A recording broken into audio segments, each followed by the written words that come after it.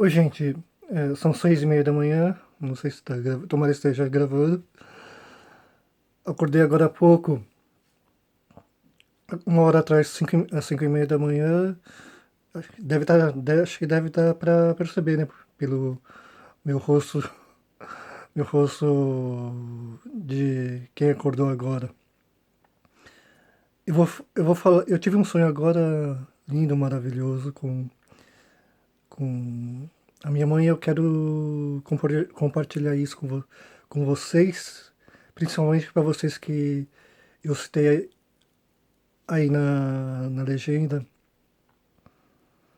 Peço desculpa por relatar fatos verídicos, mas apareceu no meu sonho, tá? É, Acho que era mais ou menos assim. O sonho era comigo, com minha mãe e com o meu primo Caso, que a gente já não se vê faz tempo, né? Nós estávamos indo para, assim, nós estávamos na Zona Leste, acho que é um bairro da Moca ou do Belém, mas nós estávamos indo dentro para assistir um espetáculo, um espetáculo teatral, mas só que dentro parecia mais uma sala de cinema, porque a plateia não era muito limpa, assim, porque tava escuro, entendeu? Então aquele escuro de cinema, uma plateia enorme, né? E aí eu fui entendendo no decorrer do sonho que o enredo da peça era assim, tipo, era uma espécie de Amarcord brasileiro que tinham situações e cenas rápidas dos anos 60, entre os anos 50 e 60, em forma de musical, não falando de política, mas falando de, de situações e do cotidiano daquela época, né? Os atores não estavam no palco, e sim, eles apareciam de surpresa no meio da plateia. Começou que eles entraram, eles entraram lá, né, no fundo onde a gente entra na plateia, então eles entraram de surpresa por lá também. O meu primo estava bem, estava na mesma fila que eu, só na fila da plateia, e minha mãe estava no banco da frente. Então os atores, eles apareciam sempre de surpresa, ou na frente, ou atrás da gente, ou do lado da gente, né? É, Aparecendo de surpresa, relatando situações dessas décadas, de entre 50 e 60, né? Que, aliás, eu acho que minha mãe, meus pais nem chegaram no Brasil nos anos 50. Mas... E uma das situações é que apareceu, de repente, na frente da plateia, uma TV gigante. E E essa TV tava com aquele chuvisco, sabe aquele chuvisco que antes dava, que quando a programação acabava? Então, aí esse chuvisco sumiu e aí apareceram uma conversa uma conversa de bastidor, né? De um profissional que dava para entender que era o diretor falando com alguém, com, com um assistente, né? Dando instruções do que deveria ter sido. Só que aí a gente descobre que esse cara não era diretor, e sim o cameraman se fazendo diretor, porque o diretor logo em seguida apareceu de surpresa. E aí, eh, a câmera anda mais atrás e aí a gente vê todo o bastidor e o cenário montado para fazer aquela gravação de não sei o que. Não sei se era gravação de novela, gravação de programa, mas era todo bastidores com as roupas antigas daquela época de entre os anos 60, acho. Acho que devia ser o início da televisão. Aí volta para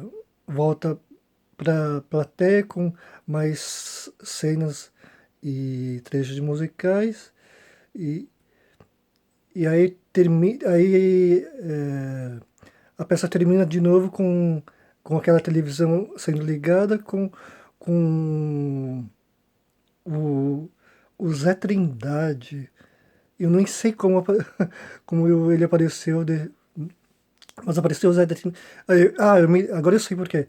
Porque minha mãe gostava bastante dele. Ela falava que assistia.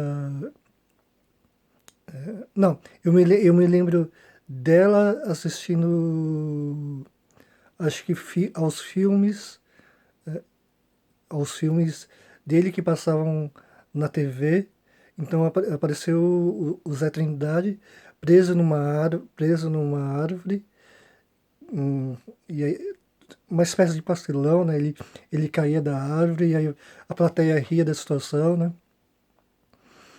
E aí acabou a peça, então os atores apareceram de repente, já agradecendo, todo mundo aplaudindo, e uma das atrizes beijou a face de uma outra, que essa outra já mais baixinha, e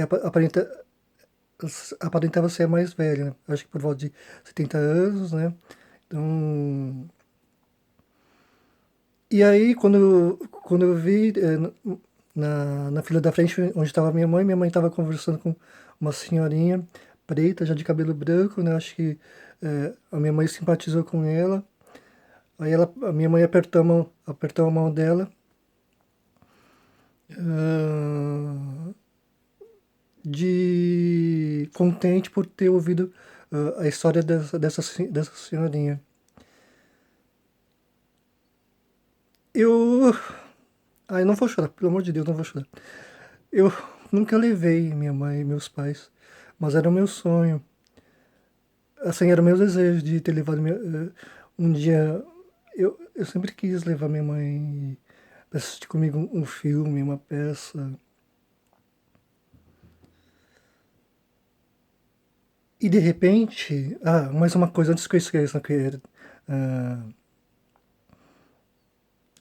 antes dessa parte final com minha mãe apertando a mão dessa senhorinha, apareceram situações de relatos das pessoas que eu amo, né? Apareceram uma foto recente que eu vi das minhas meninas, a Luzinete e a Lucélia, a foto de aniversário da mãe dela, já com 80 anos. Apareceu a Regina Arap, ah, sofrendo no Dia das Mães com a ausência da mãe dela. Apareceu o Nilson desabafando comigo sobre a mãe dele. Apareceu o Fórum 11h30 que eu assisti o último, agora na sexta-feira. O, o Renato falou que foi buscar. O Renato Rovai falou que foi buscar a mãe dele, que estava isolada por causa da quarentena. Aí no fórum 11h30 ao lado dele, e, lógico, alguns de vocês já devem saber que tem a Adri de Lorenzo, né? Que é uma grande mãe, porque o filho dela passou por uma barra pesada. Apareceu o Virgílio desabafando algo sobre a mãe dele. E isso ocorreu mesmo. Mas quando o Virgílio desabafou, eu pensei assim comigo, nossa, a mãe dele deve ter sido uma baita de uma mãe, porque para ela ter criado esse cara lindo, maravilhoso, que eu acho difícil ninguém gostar, que tem uma inteligência emocional que eu não tenho, nossa. E aí sim apareceu a minha mãe. Então, ai, então a lembrança que eu tenho da minha mãe é essa, de uma a pessoa sempre, minha mãe sempre, minha mãe vivia uma barra enorme até os últimos dias dela, os últimos dias da vida dela. A vida da minha mãe, dos meus pais, não foi fácil. E apesar de toda a barra, ela estava sempre contente, sorrindo, conversando com a vizinhança, meus tios, né? E ela é sempre calorosa, a, a vizinha dela são italianos, a vizinhança gostava dela, então a lembrança que eu tenho é essa, que ficou marcada dela sorrindo, gargalhando, apesar de não ter um filho fácil como eu. E tive, esse- eu tive sorte agora de ter sonhado isso com ela, de ela ter ido assistir uma peça comigo e com o caso. Dentro dessa peça, terem, ter relembrado situações e momentos das pessoas que eu amo, como a Luzi, a Silvia, Nilson, ou mesmo que eu não, alguém que eu não tenho que eu não tenho um relacionamento, uma amizade particular como Renato Rovai, mas que eu admiro tanto, o Virgílio. Então são, primeiro é para minha mãe,